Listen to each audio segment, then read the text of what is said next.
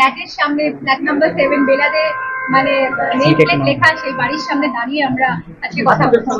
মানে এটার থেকে বড় পাওয়া বা ঐতিহ্য আর কি হতে পারে। আমি খুব লাকি এবং প্রিভিলেজ যে বেলাদের মতো চরিত্রে আমার কথা ভাবা হয়েছে এবং আমি অভিনয় করতে পারছি। মানে অনিলাভ এসেছিল আমার কাছে অ্যাবসলিউটলি একটা সারপ্রাইজ। মানে বলেছিল খুব জরুরি একটা কথা আছে, আসছে।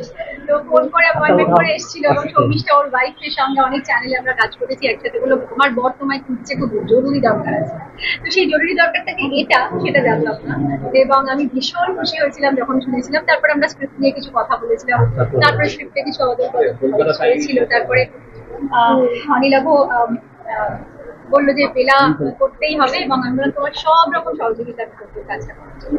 কারণ এই মানে উনি মানে ইন্সপিরেশন ইন হারসেলফ। ওনার যে ভেতরের যে মানে এত দৃঢ়তা, এত রেজিলিয়েন্স, এত মানে চারিত্রিক দৃঢ়তা দ্রষ্টব্য ছিল যে উনি হয়তো জীবনে খুব আঘাত পেয়েছিলেন, কিন্তু উনি খুব দূরদর্শী মহিলা ছিলেন যে মানে তখন তৎকালীন দিনে রেডিওতে এসে রেডিওকে রিপ্রেজেন্ট করে একটা শো রিপ্রেজেন্ট করে মহিলা মহল শুরু করে এবং সেই মহিলা মহলের গল্প শুনে বা মহিলা মহলের রান্নার গল্প শুনে অনেক মানুষরা ভাতের মানে অনেক মহিলারা ভাতের হোটেলও খুলেছিল তার অনুপ্রেরণায়। তখন কেউ জানতো না যে মহিলারা ফাইন্যান্সিয়ালি ইন্ডিপেন্ডেন্ট হতে পারে কিনা,